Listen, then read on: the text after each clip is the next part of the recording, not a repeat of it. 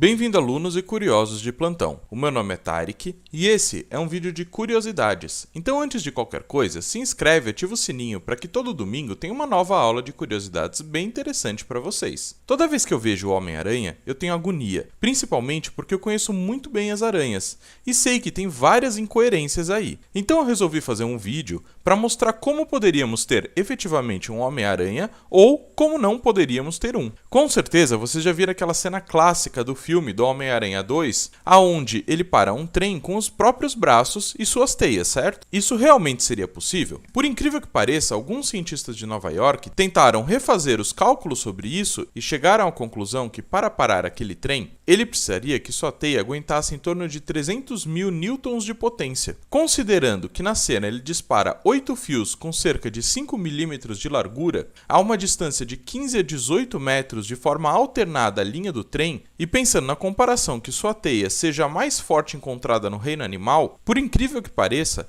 essa cena realmente poderia acontecer.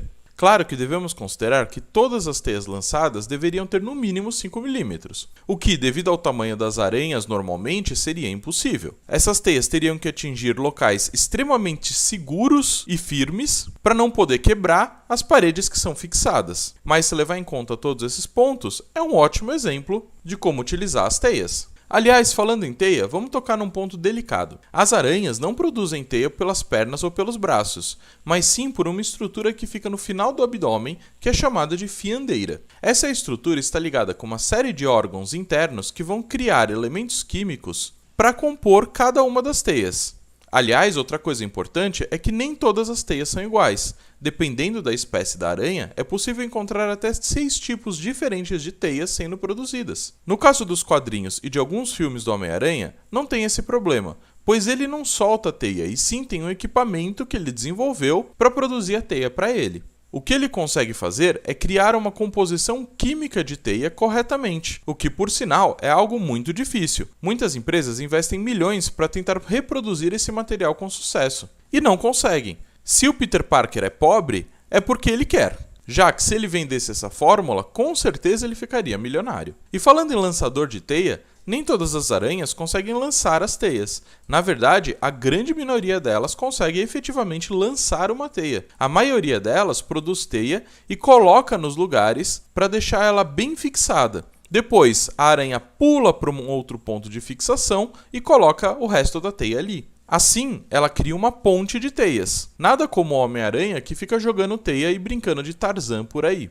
Para não falar que elas não usam teias para se movimentar, algumas aranhas têm a capacidade de utilizar teia como uma espécie de balão, voando por aí. Algo que, por sinal, nunca viu o Homem-Aranha fazendo. Agora, uma coisa legal é que as aranhas podem utilizar as teias não só para capturar as presas grudando a teia nela, mas também podem utilizar a teia como rede, alçapões e várias outras técnicas que o nosso super-herói já utilizou em algum momento da história. Outro fator bem explorado do Homem-Aranha é o seu sentido aranha, que parece ser algo que ele percebe antes de acontecer, como se fosse uma premonição. No reino animal, as coisas não são bem assim. O sentido aranha das aranhas não vem de uma premonição, mas de uma percepção maior do meio ambiente ao seu redor. Ela faz isso através de pelos que tem no seu corpo, que são muito mais que de um mamífero. Para você ter uma ideia, os mamíferos têm uma média de 6 fios a cada centímetro quadrado de corpo, enquanto algumas espécies de aranha podem chegar a 40 mil pelos por centímetro quadrado. Além disso, cada pelo da aranha tem 3 nervos conectados a eles para fazer a comunicação e a sensação percebida do pelo para o cérebro, enquanto nós, humanos, temos apenas um nervo por pelo. Outra forma das aranhas sentirem o ambiente é através das tricobótrias, que são um tipo de pelo extremamente fino que geralmente fica localizado nas patas das aranhas. As aranhas conseguem perceber até as mais leves vibrações e correntes de ar por causa dessas estruturas. A grande desvantagem para o Homem-Aranha aí é que, para usar todo esse sentido natural, ele precisaria continuamente andar pelado e teria que ser muito peludo, muito mais peludo do que o normal. Falando em pelos, algumas aranhas, inclusive, conseguem utilizar os pelos para se defender. As espécies de aranhas Megalomorph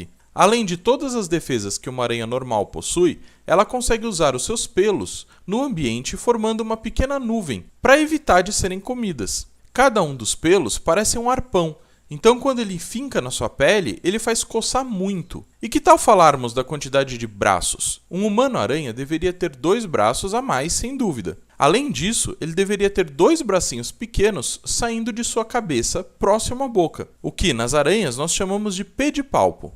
E para os maiores de 18 anos, o pedipalpo também pode ter o órgão reprodutor masculino das aranhas, que são, por sinal, 2. Agora, imagina um Homem-Aranha com 2 estruturas censuradas bem no meio do rosto. Outra coisa interessante é que ele teria uma boca diferenciada, em forma de quelícera, já que essa é uma das estruturas principais de uma aranha.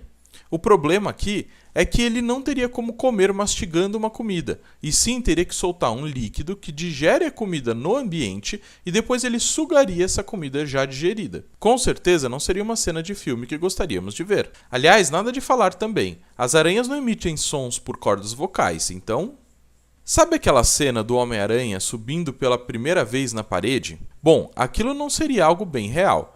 As aranhas possuem no final de cada uma das pernas 2 ou 3 unhas grandes, como se fossem garras, e com essa garra que eles se agarram nas superfícies. Logo, provavelmente o nosso humano-aranha deveria ter braços com garras de Wolverine, para poder escalar qualquer coisa. E por fim, uma das coisas que nenhum filme tratou e que é um traço muito importante das aranhas são seus venenos. Quase todas as aranhas existentes têm um veneno produzido nas quelíceras. E isso é uma característica das mais importantes delas. E de fato, é isso que faz com que todo mundo fique de olho nas aranhas por aí, já que algumas podem causar acidentes sérios nos humanos. Mas nenhum Homem-Aranha explorou isso corretamente. Talvez fosse seu maior superpoder, criar venenos super fortes que poderiam matar qualquer um.